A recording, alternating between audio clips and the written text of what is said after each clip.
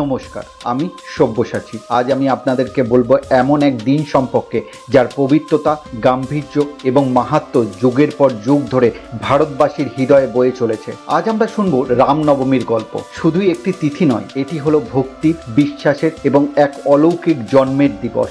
রামনবমী নামটা শুনলেই যেন চোখে ভেসে ওঠে এক রাজপুত্রের দৃশ্য, যিনি সত্য আর ন্যায়ের প্রতীক, যার জীবনের প্রতিটি অধ্যায় আজও মানুষের জীবনে আলো দেখায়। কিন্তু প্রশ্ন ওঠে, রামনবমী কবে শুরু হয়েছিল, এর মাহাত্ম্যই বা কি, আর এই দিনটি কিভাবে পালিত হয় ভারতবর্ষে ও বিশ্বের নানা প্রান্তে। চলুন যাত্রা শুরু করি হাজার হাজার বছর আগের ত্রেতা যুগে, যখন অযোধ্যা নগরীতে জন্ম নিয়েছিলেন ভগবান রামচন্দ্র। ত্রেতা যুগে যখন পৃথিবী অধর্মে পরিপূর্ণ, তখন ধর্মের প্রতিষ্ঠা ও অসুর বিনাশের জন্য ভগবান বিষ্ণু জন্ম নিয়েছিলেন রামের রূপে। এই রাম জন্মগ্রহণ করেছিলেন চৈত্র মাসের শুক্লপক্ষের নবম দিন, অর্থাৎ রামনবমী। তার পিতা ছিলেন মহারাজ দশরথ, মা কৌশল্যা। অযোধ্যার রাজপ্রাসাদে সেই মুহূর্ত আকাশ জোড়া আলো, দেবতাদের আবির্ভাব এবং এক অপার্থিব পরিবেশে রামচন্দ্রের আগমন ঘটে, ঠিক যেন এক অলৌকিক কাহিনী। তবে এটি কি শুধুই জন্মদিনের উৎসব?